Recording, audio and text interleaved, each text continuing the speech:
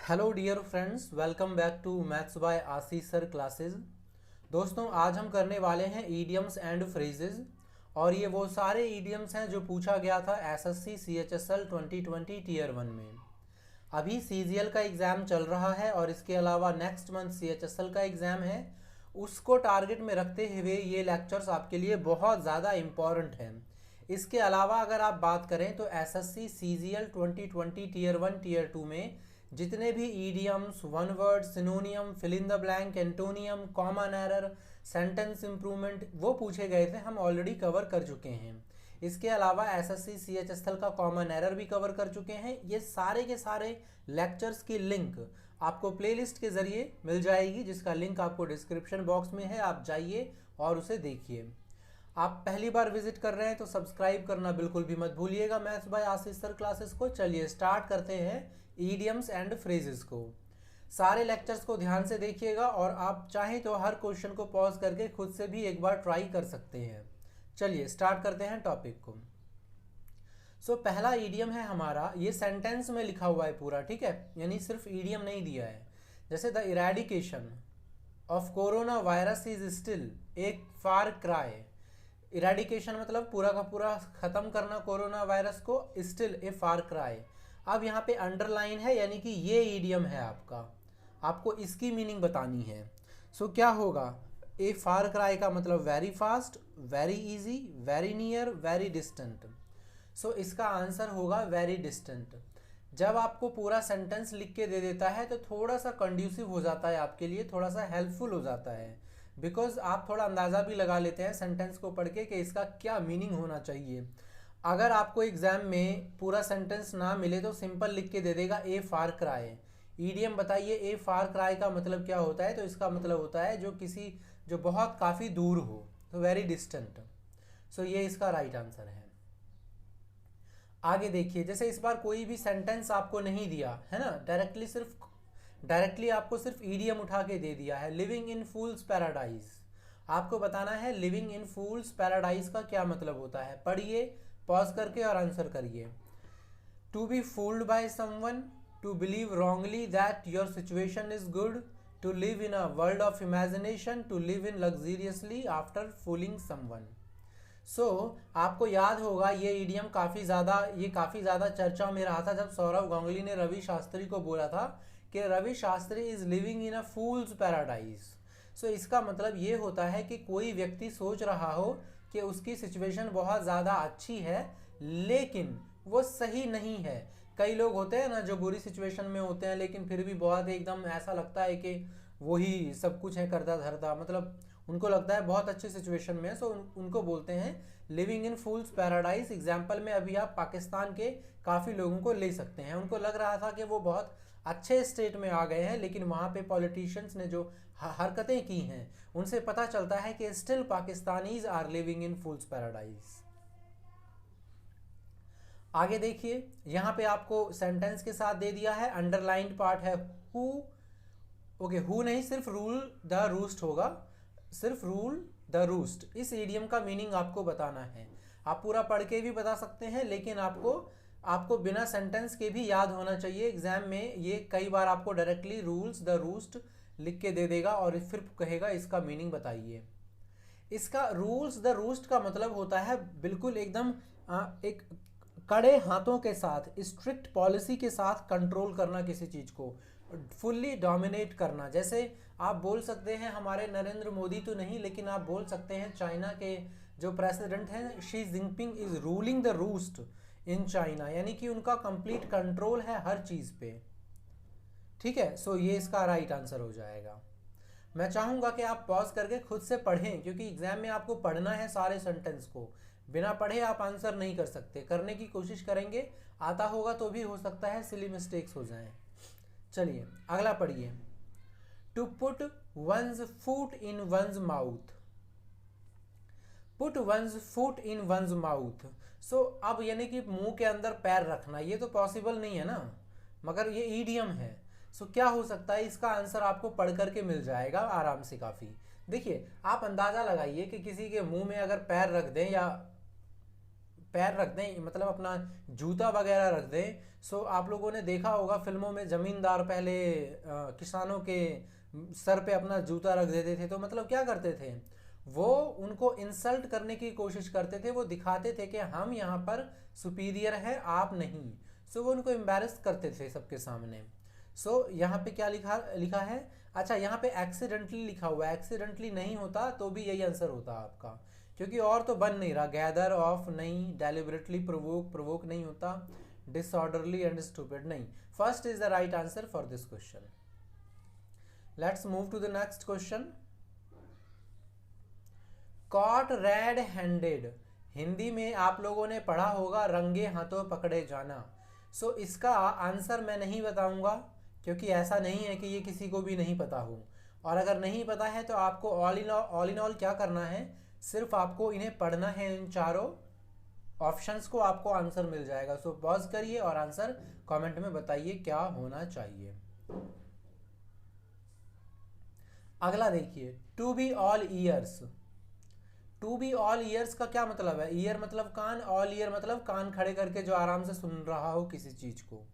सो पढ़ लेते हैं ऑप्शन। एक्स्ट्रा लार्ज ईयर नहीं, inquisitive and curious, to be ready to listen, impatient नहीं। अब यहाँ पे दो ऑप्शंस हैं, इसमें जेन्युइनली आपको कंफ्यूजन हो सकता है। कौन कौन सा, एक तो to be inquisitive, inquisitive and curious का मतलब हो गया जिज्ञासु, यानी जो किसी चीज को जानने की इच्छा रखता हो। लेकिन इसका जो राइट आंसर है ना, वो हो जाएगा option number C, ready and eager to listen.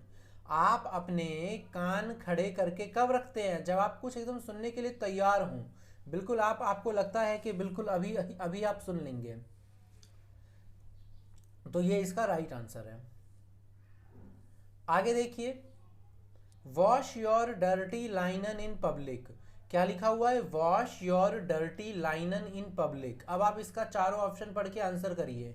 देखिए मैं आपको याद करवा देता हूँ। जैसे आप लोगों ने, वॉश का मतलब यहाँ पे बिल्कुल यही नहीं है कि धोना शुरू कर दो कुछ, हम बोलते हैं ना wash your hand, wash your hand use किया जाता है पल्ला झाड़ने से। सो वॉश योर डर्टी लाइनन यहाँ पे मतलब बोला जा रहा है कि जो इन पब्लिक, खुले में, जैसे कि कई बार क्या होता है ना, दो दोस्तों के बीच लड़ाई हो जाती है छोटी सी बात पे। सो उनमें से एक आधा क्या करता है, उसे बर्दाश्त नहीं होता, तो वो पब्लिकली ऐसी ऐसी बातें बोलना शुरू कर देता है जिससे कि सामने वाले की इंसल्ट हो जाए। जैसे बोलते हैं प्राइवेट चीज़ें हैं, सबके सामने नहीं डिस्कस करनी चाहिए, पर वो आपकी कोई भेद वेद खोल देता है, तो उस तरीके को बोलते हैं wash your dirty linen in public. Option ढूंढिए, option number second is the right answer.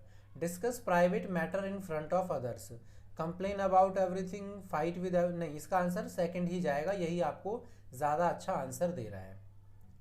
आगे देखिए, आगे आपको यहाँ पे दे दिया है सेंटेंस के साथ, और ईडियम क्या है, ईडियम है स्पीक्स वॉल्यूम्स। आपको बताना है कि इसका क्या मीनिंग होता है स्पीक्स वॉल्यूम्स का। सो देखिए मैं आपको याद करवाता हूँ। स्पीक वॉल्यूम्स का मतलब बेसिकली होता है गवाही देना। अब गवाही देने का मतलब ये नहीं है कि कोई व्यक्ति कोर्ट में जाके गवाही दे रहा है।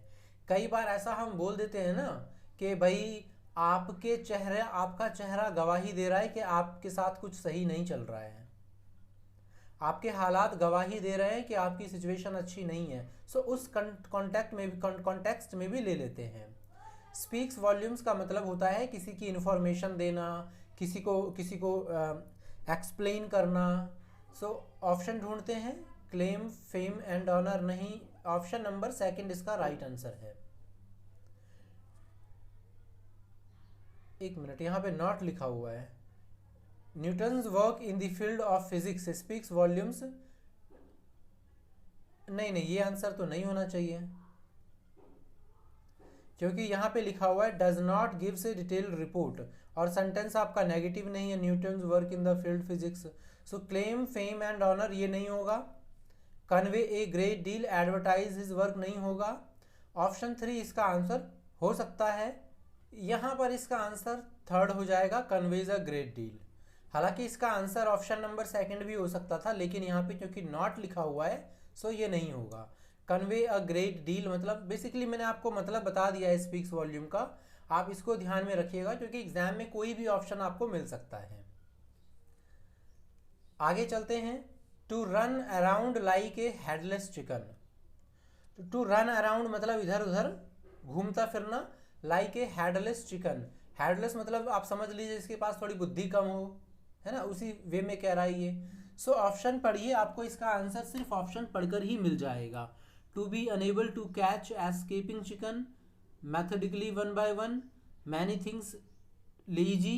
नहीं, इसका आंसर है option number 3, to do many things in a disorganised manner. क्योंकि हेडलेस का मतलब ही हो गया ना जो किसी चीज को ऑर्गेनाइज वे में नहीं कर रहा है, तितर बितर करके कर रहा है किसी काम को। सो इसका आंसर हो जाएगा ऑप्शन 3।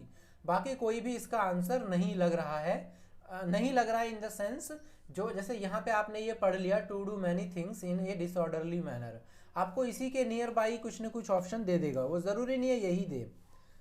हो सकता है कि आपको डिसऑर्गेनाइज्ड की जगह अनकंट्रोल मैनर दे दे लिख के, तो हो सकता है फिर वहाँ पे वो आंसर हो जाएगा। डिपेंड करता है कि ऑप्शन चारों क्या दे रखे हैं आपको। सो आपको बस इसका मीनिंग याद रखना है, फिर आपको ढूंढना तो खुद ही पड़ेगा ऑप्शन से एग्जाम में। क्योंकि मैं देख रहा हूँ कि ऑप्शन सेम नहीं देते, ये लोग ऑप्शन चेंज कर देते हैं थोड़ा बहुत। अगला देखिए, अगला है to leave no stone unturned. Leave no stone unturned का मतलब क्या होता है, देखिए आप अगर चाहें तो पॉज करके इसका आंसर ढूंढिए। मैं थोड़ा आपको एक थोड़ी सी थोड़ा सा याद करवाने की, निमोनिक देने की कोशिश करता हूँ। एक बहुत सारे पत्थर कहाँ होते हैं, गुफाओं में, केव्स में। एक ट्रेजर केव्स था, मतलब खजाने की गुफा, वहां पर खजाने का नक्शा था पत्थर के नीचे। खजाने का नक्शा कहाँ था, पत्थर के नीचे खजाना। लेकिन दिक्कत ये थी कि वहां पे 500 पत्थर रखे हुए थे। अब आपको सारे पत्थरों को उठा उठा कर आपको ढूंढना था कि कहां से मुझे खजाना मिलेगा। 499 आपने उठा लिया, आपको खजाना नहीं मिला। एक बचा हुआ था, आपने क्या बोला कि अरे यार 499 में नहीं मिला, सो एक में क्या खाक मिलेगा, सो मैं यहां से वापस जा रहा हूं। जबकि खजाने का नक्शा उस एक में ही था। सो यहां से आपको क्या सीखने को मिलता है कि अगर आपको 500 पत्थरों के नीचे में किसी एक के नीचे में खजाना ढूंढना है, सो आपको 400 नहीं, पूरे के पूरे 500 पत्थरों को देखना पड़ेगा और जब तक ढूंढना पड़ेगा जब तक आपको खजाना मिल ना जाए। सो वहीं से आप इसको याद रखिए, to leave no stone unturned मतलब कि आप किसी भी पत्थर को बिना हटाए नहीं छोड़ सकते, यानी फुल एफर्ट करना, पूरा मैक्सिमम अटमोस्ट एफर्ट डाल देना। सो अब आप ऑप्शन पढ़िए, आपको आपका आंसर मिल जाएगा। Turn everything upside down, become accustomed, become furious. इसका आंसर हो जाएगा ऑप्शन नंबर 4। आपने वैसे पॉज करके ढूंढ भी लिया होगा। To try everything possible to solve a problem, ये आपका राइट आंसर है। आगे देखिए, आप मुझे जरा कमेंट करके बताइए ये निमोनिक आपको कैसा लगा, याद रहेगा या नहीं रहेगा। अगला देखिए, अगला है इन हॉट वाटर। अब ये तो आप आराम से ही कर लेंगे, आप खुद सोच के देखिए ना, गर्म पानी में, उबलते पानी में किसी को डाल दिया जाए तो कैसा लगेगा। अगर आप इसका ईडियम हमेशा हमेशा के लिए याद रखना चाहते हैं तो घर किचन में जाइए, पानी उबालिए, हाथ डाल दीजिए। मतलब मेरा तो काम सिर्फ कहना था, बाकी आप देख लीजिएगा। सो आपको पता चल जाएगा कि इन चारों में से कौन सा आंसर है, इसीलिए मैं नहीं बता रहा आपको, ठीक है, मैं नहीं बताऊंगा। अच्छा, हमारी maths by Ashish sir Telegram channel है, उसका लिंक डिस्क्रिप्शन बॉक्स में मिल जाएगा। वहाँ पर आपको सारे क्लासेस की नोटिफिकेशन और पीडीएफ वगैरह जो होती हैं वो मिल जाती हैं, आप वहाँ से जा कर के ले सकते हैं। तो सब्सक्राइब कर लीजिएगा टेलीग्राम चैनल को। इसके अलावा अगर आपको इंग्लिश में कोई टॉपिक समझ में नहीं आ रहा है सो आप मुझे लिख सकते हैं टेलीग्राम में y_English आप सर्च करेंगे तो मेरा चैट बॉक्स आएगा, आप मुझे वहाँ पे मैसेज कर सकते हैं। सो इसका खुद से आंसर ढूंढिए, गर्म पानी में हाथ डालिए, आंसर मिल जाएगा। अगला देखिए, अगला है make big time. So make big time का ऑप्शन क्या होना चाहिए, अब आप चारों को पढ़िए और अपना आंसर देख लीजिए। सो रिच अर्लियर स्पेंड, ठीक है, तो इसका आंसर क्या हो जाएगा, option number A, attain fame and success, क्योंकि स्पेंड मोर देन वन नहीं, रीच अर्लियर देन एक्सपेक्टेड नहीं, अर्न मोर देन नीडेड नहीं। सो इसका राइट आंसर हो जाएगा मेक फेम एंड सक्सेस।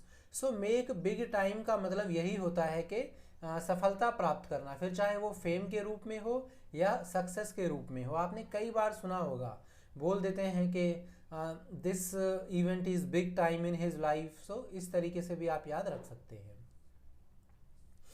आगे देखिए, read between the lines. Read between the lines एक ऐसा ईडियम है जो शायद आपने अपने बचपन में सबसे पहले सुना होगा। कुछ और सुना हो या ना सुना हो, इसके बारे में आपको ज़रूर पता होगा। सो इसका आंसर ढूंढना कोई बहुत ज़्यादा टफ नहीं है। सो आप खुद से इसको फाइंड करिए, क्योंकि इतने बेसिक्स तो आपको पता होने चाहिए, ठीक है। नहीं पता है तो सर्च करिए, थोड़ा इसको पढ़िए, हालांकि मिल जाएगा, तो आप लोग इसे खुद से करिए। अगला देखिए, ए गुड टर्न। इस ईडियम का क्या मतलब होगा? A good turn, a bad turn. Bad turn का मतलब होता है किसी की तरफ अपना बुरा रुख करना, जिससे कि आप सामने वाले को हानि पहुंचाएं। और गुड टर्न का मतलब होता है अपना ऐसा रुख अपनाना जिससे कि आप लोगों की मदद करें। So a helpful, lucky chance, pleasant experience, great opportunity. इसका आंसर क्या हो जाएगा? A helpful act. कोई आप ऐसा एक्ट कर रहे हैं जिससे कि लोगों की मदद हो। आगे देखिए, प्रोवाइड ए ब्लूप्रिंट।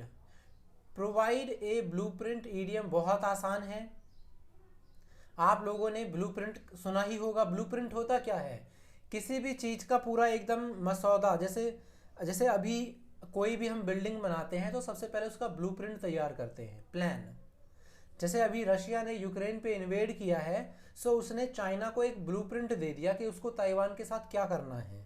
ब्लूप्रिंट का मतलब पूरा सांचा खांचा तैयार करके रखना। सो अब आप ऑप्शन ढूंढेंगे तो आंसर आपको बड़े आराम से मिल जाएगा। Propose A plan of secret, submit A print application, having a building, give detailed plan और स्कीम। ये इसका राइट आंसर हो जाएगा ऑप्शन नंबर 4।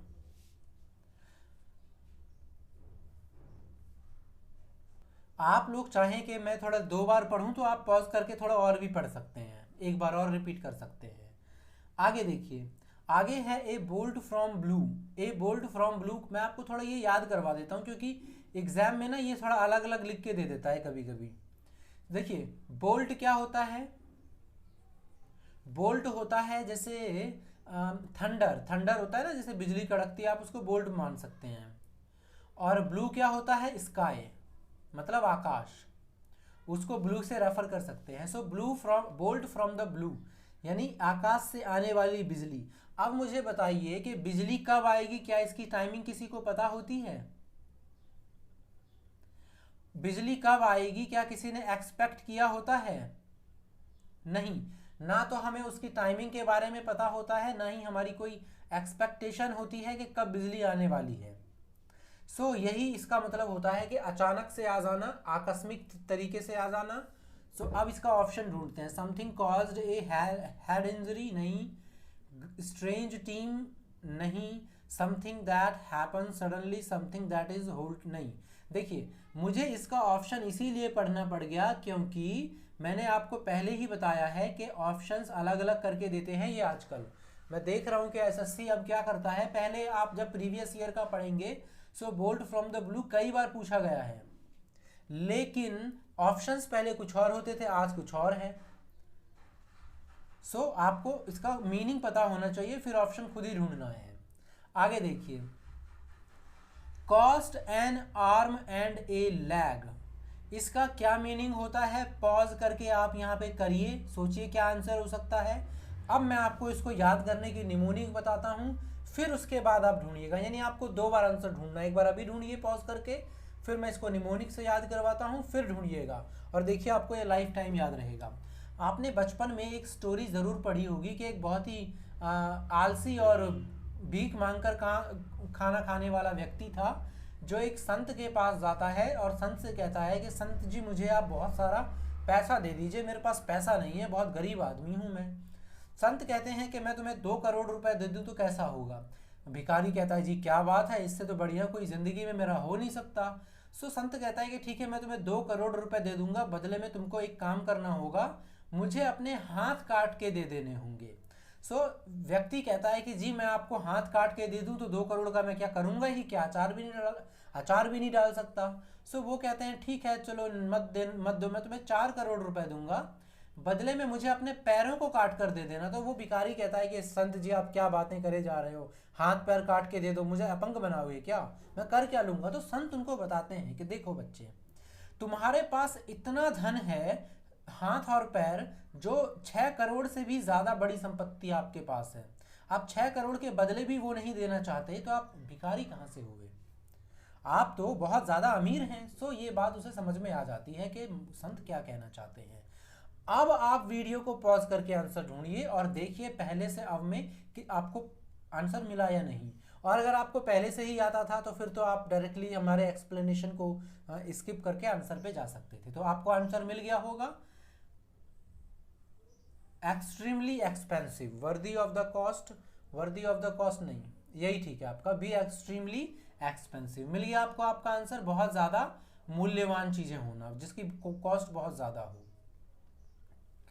आगे देखिए, चाइल्ड्स प्ले, बच्चों का खेल, बहुत आसान है क्योंकि एसएससी पास करना कोई बच्चों का खेल नहीं है, लेकिन फॉर्म अप्लाई करना बच्चों का खेल है, राइट। सो मिल गया बच्चों का खेल का मतलब क्या होता है, एवरीबडी नोज नहीं, चाइल्ड हैव मेड नहीं, something that is very easy to do, ये आंसर है आपका। आगे देखिए, get one's duck in a row. So duck मतलब क्या होता है, बतख इन ए रो। आप मुझे बताइए कि मान लीजिए एक फार्म में 50 डक्स हैं, तो क्या वो कभी भी एक रो में रहते हैं, नहीं। अगर एक रो में रहेंगे तो इसका मतलब क्या हुआ, वो चीजों को बिल्कुल अच्छे तरीके से कर रहे हैं, ऑर्गेनाइज्ड वे में कर रहे हैं। आपने काफी सारे वीडियोस देखा होगा, बतख रोड पार करते हैं एक पूरे लाइन से, आगे पापा, पीछे मम्मी, पीछे 10 बच्चे, मतलब वो काफी ऑर्गेनाइज्ड वे में काम कर रहे होते हैं। तो अब आपको आपका आंसर मिल जाएगा, हैव एवरीथिंग प्रॉपरली ऑर्गेनाइज्ड, है ना। नथिंग ऑर्गेनाइज्ड कट गया, मैसिली अरेंज्ड कट गया, डिसऑर्गेनाइज्ड कट गया, तो आंसर क्या है, ऑर्गेनाइज्ड। आगे देखिए, ए सी चेंजेस, ए सी चेंजेस का मतलब होता है जैसे पूरी तरीके से चेंज हो जाना, getting transferred overseas, going on A trip, health related vacation, complete transformation. अब तक आपको इसका आंसर मिल गया होगा, सी चेंजेस मैंने बता दिया ना, पूरी तरीके से किसी चीज का पूर्ण बदलाव हो जाना, कंप्लीट एंड सिग्निफिकेंट ट्रांसफॉर्मेशन। यहाँ पे लिखा हुआ है कंप्लीट ट्रांसफॉर्मेशन, और तो कुछ होगा नहीं, going on a trip, transferred नहीं। सो आपका आंसर बचा 4। हो सकता है कि अगली बार जब एग्जाम में आए तो कंप्लीट की जगह लिख दे सिग्निफिकेंट ट्रांसफॉर्मेशन, कुछ भी लिख सकता है, आपको बस इसका कोर मीनिंग पता होना चाहिए और ऑप्शन को पढ़ करके आंसर करना होगा। आगे देखिए, terrorist kill thousands of innocent people in cold blood, ये आपका अंडरलाइंड पार्ट है, आपको कोल्ड ब्लड का मतलब बताना है। कोल्ड ब्लड का मतलब क्या होता है, option number 4 is the right answer, cruelly without any emotions, यानी मर्डर कैसे किया, बिल्कुल बिल्कुल बेरहमी से। आप लोगों ने बॉलीवुड की फिल्मों में बहुत सुना होगा, this person is guilty for cold blooded murder, मतलब कैसे मर्डर किया है उसने, बहुत ज़्यादा हीनियस क्राइम, बिल्कुल एकदम कोई रहम नहीं किया, बुरी तरीके से मार दिया। सो उसको बोलते हैं कोल्ड ब्लड। सो याद रहेगा, वैसे बॉलीवुड की फिल्में बहुत देखी होंगी आप लोगों ने। आगे देखिए, to make both ends meet, to make both ends meet का मतलब क्या होता है, देखिए पहले तो इसका ऑप्शन हमें पढ़ना पड़ेगा, मैं आपको फिर मीनिंग बता दूंगा इसका। Try to solve problem, try to have just enough money to bring, देखिए इसका आंसर है option number 3, to have just enough money to live. मतलब इसका होता है to make both ends meet का उतना ही कमाना, जितना उतना ही खर्चा करना जितना आप कमा पाते हो, या उतना ही कमाना जितनी आपकी खर्चा भर है, बस गुजर बसर करना। अच्छा, आप, मैं बुक का नाम तो नहीं लूंगा, लेकिन जब आप एक दो बुक्स पढ़ेंगे सो वहां पे इसकी मीनिंग लिखी होगी, खर्चा बहुत ज्यादा करना, स्क्वेंडर, वहां पे आपको इसका आंसर लिखा होगा स्क्वेंडर, यानी खर्चा बहुत ज्यादा करना, जो कि गलत है। अगर आप अभी भी उसे पढ़ रहे हैं तो इसको ठीक कर लीजिएगा। क्या है? To have just enough money to live, यानी गुजर बसर करना। सो आप इस चीज को ध्यान से देखिएगा, ठीक है। आगे देखिए, ड्रैग वंस फीट। ड्रैग का मतलब होता है खींच लेना। ड्रैग का मतलब होता है खींच लेना। अब ड्रैग वंस फीट, आपको ऑप्शन पढ़ना है, आंसर मिल जाएगा। आंसर अब तक आपके माइंड में आ ही गया होगा। To walk with a limp, to delay taking a decision, to walk unsteadily, pull someone's leg. तो यहां पे इन्होंने थोड़ी कंफ्यूजन कर दी है आपके लिए ऑप्शंस में। कैसे कंफ्यूजन किया है? ऑप्शन नंबर सेकंड में, ऑप्शन नंबर फोर्थ में। हालांकि मैं इसको अभी मेंशन करने ही वाला था, बट इन्होंने ऑप्शन में ही दे दिया। देखिए, ड्रैग वंस फीट, अपने पांव खींच लेना। आप लोगों ने हिंदी में कहा, मुहावरा सुना होगा, अपने हाथ खींच लेना किसी काम से। सुना होगा ना कि भाई गवाही देने के लिए कुछ लोग गए पर अंतिम समय में हाथ खींच लिया। मदद करने के लिए दोस्त ने हाँ कहा पर अंतिम समय में अपना हाथ पीछे खींच लिया। सो उसका मतलब होता है डिले टेकिंग डिसीजन, या फिर किसी चीज से पल्ला झाड़ लेना। सो ये झाड़ने की कोशिश करना। So walk with a limp तो नहीं आएगा। लिंप का मतलब होता है कटा हुआ अंग टाइप का। वॉक अनस्टीडली भी नहीं होगा। सो इसका आंसर हो जाएगा option number second.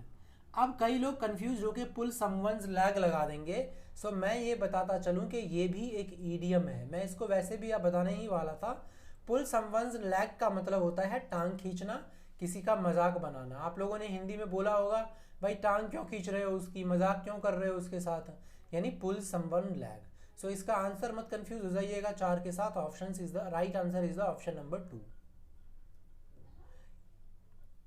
Next idiom है हमारा ए हरक्यूलिन टास्क। हरक्यूलिन टास्क ये बहुत कॉमन है। आप लोगों ने जब भी कोई बुक लिया होगा ईडियम पढ़ने के लिए तो स्टार्टिंग में ही आपको ये मिल गया होगा। क्या होता है हरक्यूलिन? हरक्यूलिन गॉड ऑफ स्ट्रेंथ माने जाते हैं ग्रीक माइथोलॉजीज में। सो हरक्यूलिन मतलब जहां पर आपको बहुत ज़्यादा स्ट्रेंथ की ज़रूरत पड़े, इस टाइप का टास्क। सो इम्पॉर्टेंट टास्क नहीं, इमीडिएट टास्क नहीं, टास्क फॉर ब्रेव पीपल नहीं। सो इसका आंसर है ऑप्शन नंबर थर्ड, ए टास्क रिक्वायरिंग ग्रेट एफर्ट्स। या फिर आपको ऑप्शन में ए डिफिकल्ट टास्क भी मिल सकता है। तो आपको सिर्फ इसका मेन मीनिंग पता होना चाहिए। ऑप्शन फिर आपको ढूंढना होगा कौन सा सुटेबल है। अगला है गेटिंग बटरफ्लाईज इन वंस स्टोमैक। हिंदी में एक मुहावरा बोलते हैं, पेट में चूहे को कूदना। पेट में चूहे कूदना का मतलब क्या होता है कि हमको उस समय भूख लगी होती है। गेटिंग बटरफ्लाईज इन वंस स्टमक का मतलब क्या होता है कि बटरफ्लाई है मतलब बेचैनी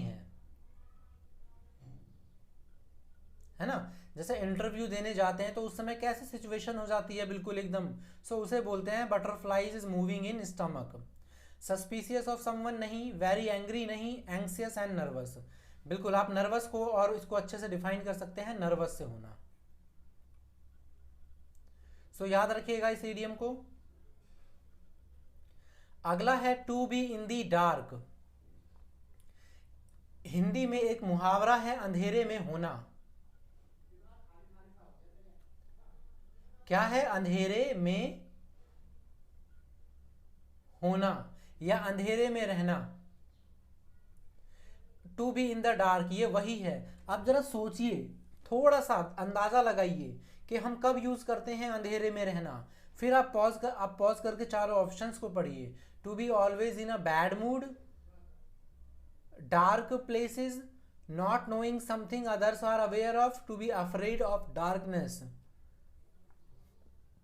तो आपको पता चल जाएगा कि कोई ऐसी चीज जो हमें नहीं पता हो, औरों को पता हो, उसको बोलते हैं अंधेरे में होना। बोलते हैं ना कि हमें अंधेरे में रखा गया था, हमें ये जानकारी नहीं दी गई थी। So to be in the dark का मतलब हो गया to not know something others are aware of. आपको ये याद रखना है, हमेशा रिपीट होगा एग्जाम में। सो आप इसको आराम से कर जाएंगे। अगला है ए ग्रे एरिया। अब ये थोड़ा कंफ्यूजिंग हो सकता है। आप लोग इसका आंसर लगा देंगे a special part of the brain, a grey area. So मैं आपको थोड़ा सा अच्छे से थोड़ा एक्सप्लेन कर देता हूं। एक ईडियम होता है ए ग्रे एरिया और एक होता है ए ग्रे मैटर। यहाँ पे बच्चों से गलती क्या हो जाती है, गलती ये हो जाती है कि जब वो ग्रे याद रख लेते हैं ना तो उनको वो ब्रेन थोड़ा जल्दी रिकॉल हो जाता है। जबकि ए ग्रे मैटर का मतलब ये होता है ए स्पेशल पार्ट ऑफ ब्रेन, और ए ग्रे एरिया का मतलब होता है एन अनक्लियर सिचुएशन। सो इसका आंसर क्या है, ऑप्शन नंबर 1। लेकिन होता क्या है कि बच्चों को ग्रे के साथ ना ब्रेन थोड़ा जल्दी याद रह जाता है, बट डोंट वरी, मैं आपको याद करवा देता हूँ। आप लोगों ने बायोलॉजी में पढ़ा होगा कि जो हमारा ब्रेन है उसके अंदर 2 टाइप के पार्ट पाए जाते हैं जिसका कलर होता है ग्रे, उसको बोलते हैं ए ग्रे मैटर। और एक और पार्ट होता है उसे बोलते हैं ए वाइट मैटर, क्योंकि वो वाइट कलर का होता है। सो अब यहाँ से आपको शायद आप यहाँ से लिंक कर लें ग्रे मैटर और वाइट मैटर, तो अगली बार जब आप देखेंगे यहाँ पर मैटर नहीं लिखा होगा तो आप याद रखिएगा कि मैटर होता तो दिमाग वाली बात होती, क्योंकि वाइट मैटर भी होता है। लेकिन यहाँ पे मैटर नहीं है, एरिया है, सो फिर हो जाएगा एन अनक्लियर सिचुएशन, जिसके बारे में आपको ज़्यादा आइडिया ना हो। So option 1 is the right answer. I hope कि आप याद रखें निमोनिक्स को। कमेंट करके बताइए कि निमोनिक्स कैसे लग रहे हैं आप सभी को। अगला है on tenterhooks. Tenterhooks का मतलब क्या होता है, very tense, very sad, very happy, very angry. अब मेरा एक्सप्लेनेशन सुनिए। टेंटर हुक का यूज़ हम करते हैं जब हमको पता हो कि फ्यूचर में, मतलब जब हमको नहीं पता हो कि फ्यूचर में क्या होने वाला है और हम चाहते हैं पता नहीं वैसा होगा या नहीं होगा, सो उसको लेकर के बहुत ज़्यादा टेंस रहते हैं। इसमें कन्फ्यूज़न इसलिए हो जाती है क्योंकि तीनों नेगेटिव हैं, टेंस भी, सैड भी, एंग्रली भी, बट इसका आंसर सेकंड और फोर्थ नहीं है, फर्स्ट है वेरी टेंस ऑन, टेंस में रहना। आगे देखिए अंडर रैप्स। रैपिंग करते हैं ना हम, कोई भी गिफ्ट वगैरह परचेज करते हैं तो रैप कर देते हैं ताकि पता ना चले अंदर है क्या। सो अंडर रैप का क्या होगा, under layered, under estimate, secretly, under hand. So आपको पता चल जाएगा इसका मतलब है सीक्रेटली, क्योंकि मैंने बता दिया कि अंडर रैप किसी चीज को रैप में करके रखते हैं ताकि पता ना चले कि अंदर क्या है। आगे देखिए, आगे है to go red in the face. So go red in the face अब क्या हो सकता है, to feel embarrassed, shout at someone, feel very happy and proud, extremely irritated. ये दो आप कर देंगे कैंसल आराम से, आपको दो में कंफ्यूजन होगा, टू फील एम्बेरेस्ड या shout at someone for doing something wrong. So ये भी इसका आंसर नहीं है, इसका आंसर है टू फील एम्बेरेस्ड, यानी कि बहुत ज़्यादा शर्म फील करना, शर्म के मारे चेहरा लाल हो जाना। एक और होता है बी इन रेड, जिसका मतलब होता है दिवालिया निकल जाना, यानी मतलब कैसे बोलूँ हिंदी में, कर्जे में रहना। एक और होता है be in red, become be red, एक होता है बी रेड, इसका मतलब होता है गुस्से से लाल होना। सो आप इनको थोड़ा अच्छे से रिवाइज वगैरह करते रहिएगा। आगे देखिए, his jokes fail flat on the audience. अब आपको यहाँ पे ना, यहाँ पूरा सेंटेंस लिखा हुआ है और आपको बताना है कि अंडरलाइंड पार्ट में कौन सा ईडियम फिट, इस ईडियम का मीनिंग क्या है। यहाँ पे अंडरलाइंड पार्ट है फेल फ्लैट। ये फॉल फ्लैट ईडियम होता है, क्या होता है, फॉल फ्लैट। ईडियम नहीं, मैं इसे बोलूँगा फ्रेजल वर्ब। कई बार फ्रेजल वर्ब भी पूछ देते हैं ईडियम में। फॉल फ्लैट, ये इसका सेकंड फॉर्म यूज़ किया गया है यहाँ पे फेल। सो इसका मतलब होता है कोई भी प्रभाव ना छोड़ना। So irritated, provoked laughter, deeply touched, fail to have an effect, ये आंसर है। कोई भी प्रभाव ना छोड़ना फॉल फ्लैट का मतलब होता है, याद रखिएगा इसे। अच्छा, एक और फ्रेजल वर्ब मैं लेता हूं, फॉल थ्रू। अगर आपको इसका मीनिंग पता है सो आप मुझे कमेंट बॉक्स में करके बताइए फॉल थ्रू का मतलब। देखते हैं, क्योंकि एग्जाम में बहुत पूछा भी जाता है। देखते हैं कितने आंसर सही मिलते हैं। अगर आपका आंसर राइट होगा सो मैं उसको हार्ट दे दूंगा और मैं लिख दूंगा यस। सो इससे क्या होगा कि बाकी भी समझ जाएंगे कि वो राइट आंसर है। तो चलिए करिए आंसर। अगला है go to the dogs. Go crazy, want something badly, deteriorate, shockingly, fail miserably. So ये दो तो कैंसिल हो गया आपका। अब यहाँ पे दो चीज है और ये दोनों में बड़ा कंफ्यूजन है। सो बेसिकली मैं बता देता हूं, एक वर्ड होता है रून। रून का मतलब होता है किसी चीज को पूरा बर्बाद कर देना,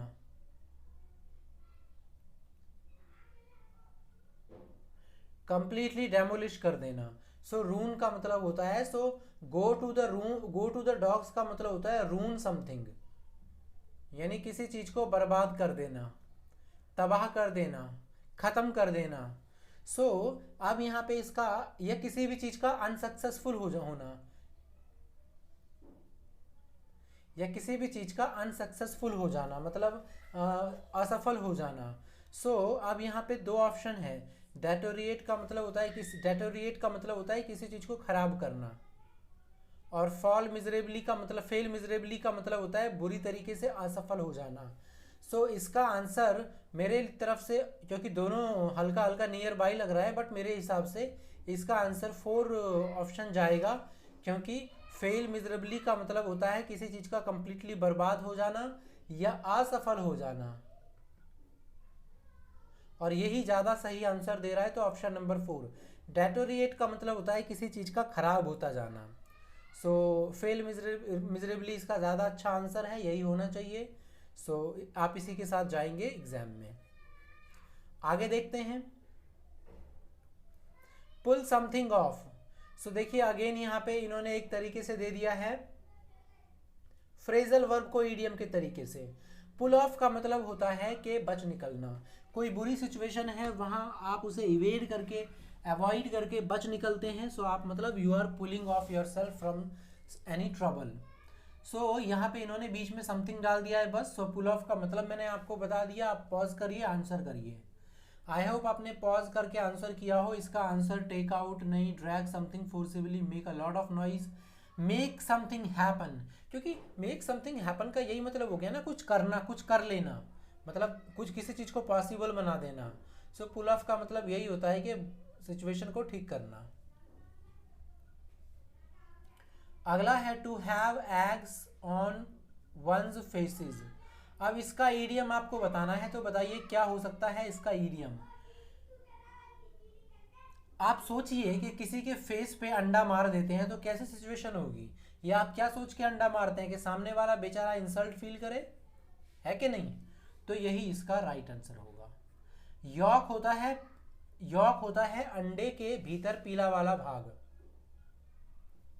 अगला देखिए, थिक एज थीव्स। थिक मतलब होता है बिल्कुल ढीठ टाइप का, मोटी चमड़ी वाला।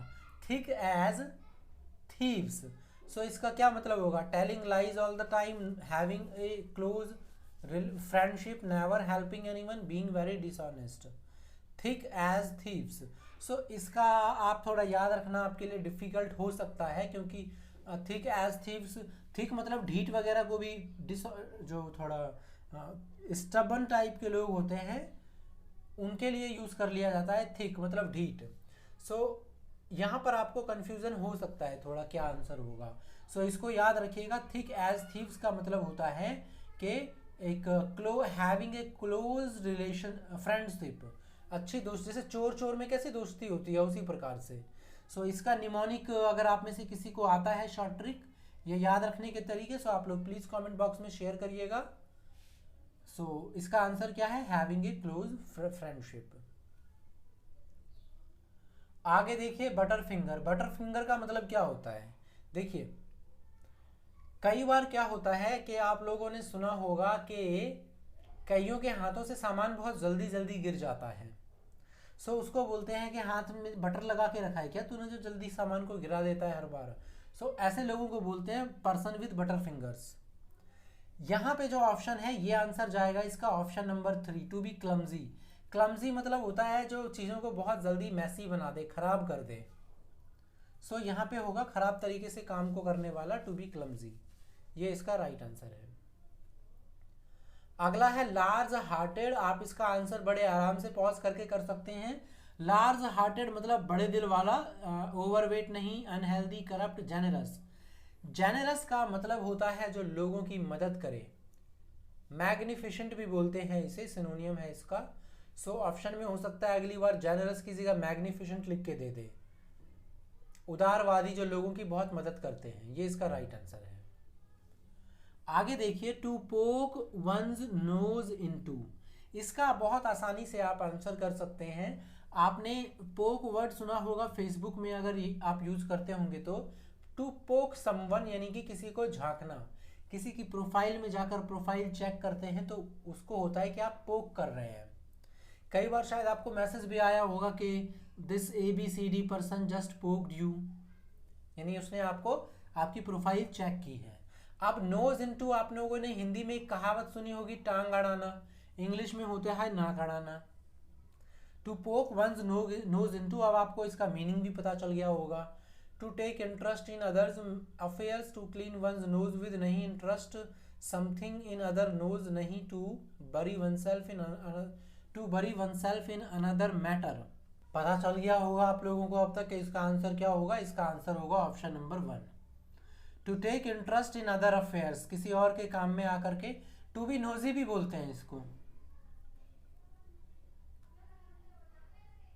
मतलब वही टांग अड़ाना, नाक अड़ाना। To bury oneself in another matter, ये भी आंसर लग सकता है, लेकिन इसका आंसर होगा ऑप्शन नंबर 1। ध्यान रखिएगा, कई बार ऑप्शंस ऐसे आ जाते हैं।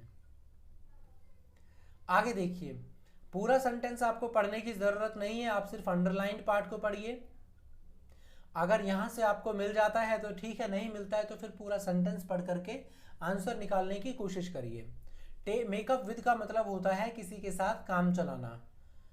सो टू ब्लेम ईच अदर नहीं, टू पार्ट फॉर एवर मतलब अलग होना नहीं, to compete with one another नहीं, टू सेटल देयर डिफरेंसेस, ये होना चाहिए। अब आप चाहें तो इसको पढ़ भी सकते हैं, make friends quarrelled some time ago but now they are trying to make up with each other. अब आपको पक्का ही पता चल गया है कि आंसर ये होगा। अगर आपको नहीं पता होता सेंटेंस ईडियम का मीनिंग, तो भी आप सेंटेंस पढ़ के ये आंसर बड़े आराम से कर देते। सो ये फायदा होता है सेंटेंस देने का। देखिए, मेकअप विद का मतलब हो सकता है, जैसे पहले क्या होता था, टू मैनेज ऑप्शन दे देते थे। पहले जब पूछा जाता था मेकअप विद तो इसका आंसर दे देते थे टू मैनेज, लेकिन अभी यहाँ पे नहीं दिया, इसीलिए मुझे ढूंढना पड़ा। सो आप लोगों को भी यही करना पड़ेगा, क्योंकि आंसर्स के ऑप्शंस डिफरेंट कर देते हैं। सो ध्यान से करिएगा थोड़ा। आगे देखिए, he is very impulsive and does nothing without rhyme और रीज़न। यहाँ पे ये है आपका अंडरलाइंड पार्ट, आपको बताना है राइम और रीज़न का क्या मतलब होता है। राइम और रीज़न का मतलब होता है पर्टिकुलर कोई रीज़न से, लेकिन यहाँ पे इन्होंने विदाउट को भी लगता है ऐड किया हुआ है, क्योंकि ऑप्शन में विदाउट भी है। So without any rhyme and reason मतलब हो जाएगा बिना किसी प्रॉपर रीज़न के। सो आपको इसका आंसर ढूंढना है, यानी ऑप्शंस ढूंढना है। इसमें थोड़ा आंसर ढूंढना ट्रिकी हो रहा है, बिकॉज मैंने आपको मीनिंग तो बता दिया विदाउट राइम और रीज़न का क्या होता है। मतलब बिना, जैसे aimless, without rhyme and reason का ऑप्शन में क्या दे सकता है आपको, एमलेस, जिसका कोई प्रॉपर प्लानिंग नहीं हो। सो यहाँ पे पहला ऑप्शन तो आप कट कर देंगे, दूसरा कट कर देंगे, लेकिन आप थर्ड और फोर्थ को देखें। सो विदाउट प्रॉपर प्लानिंग और विदाउट ए रीजनेबल एक्सप्लेनेशन। सो अब आप, जैसे मैंने बताया कि एमलेस का मतलब क्या हो गया, जिसका कोई एम ना हो। सो आप प्रॉपर प्लानिंग पे आंसर लगा देंगे तो ये आपका गलत हो जाएगा। विदाउट प्रॉपर प्लानिंग नहीं होगा, ये होगा विदाउट ए रीजनेबल एक्सप्लेनेशन, क्योंकि एमलेस का मतलब क्या हुआ, एमलेस का मतलब हो गया जिसके पास कोई रीजन ना हो, बिना रीजन के काम करें। और रीजनेबल का मतलब क्या हो गया, रीजनेबल का मतलब हो गया रीजनिंग फुल एक्सप्लेनेशन, एक पूरा एक तार्किक एक्सप्लेनेशन ना दे सके। सो इसका आंसर ऑप्शन नंबर 4 जाएगा। देखिए यहाँ पे थर्ड और फोर्थ में लिटरली कंफ्यूजन हो रहा है। इसका आंसर 4 है, लेकिन आप इसको याद रखिएगा, थोड़ा 1-2 बार ज़्यादा रिवाइज कर दीजिएगा। सो वीडियो की लेंथ काफ़ी ज़्यादा हो गई है, 45 मिनट्स हो चुके हैं। सो हम क्या कर देते हैं, काफ़ी सारे अभी बचे हुए हैं हमारे पास। सो इसको हम पार्ट नंबर 2 में ले लेंगे, राइट। अभी हम कर रहे हैं पार्ट नंबर 1, और पार्ट नंबर फर्स्ट में हमने आधा ले लिया है, आधा ले लेंगे पार्ट नंबर सेकंड में। इसके अलावा अगर हमारे अदर वीडियोस आपको देखने हैं जो पूछा गया था SSC CGL 2020 prelims and mains में इंग्लिश के, या फिर सीएचएसएल के वन वर्ड, सीएचएसएल के ईडीएम, सीएचएसएल 2020 के कॉमन एरर्स, तो ये सारा का सारा हमने कवर करवाया हुआ है। आप देख सकते हैं, कॉमन एरर्स भी हमने 2 पार्ट में करवाए थे। आप इन सभी को जाकर के देख सकते हैं, link is in the description box. So चलिए दोस्तों, आपसे मिलेंगे अगले लेक्चर में। तब तक के लिए आप सभी को जय हिंद।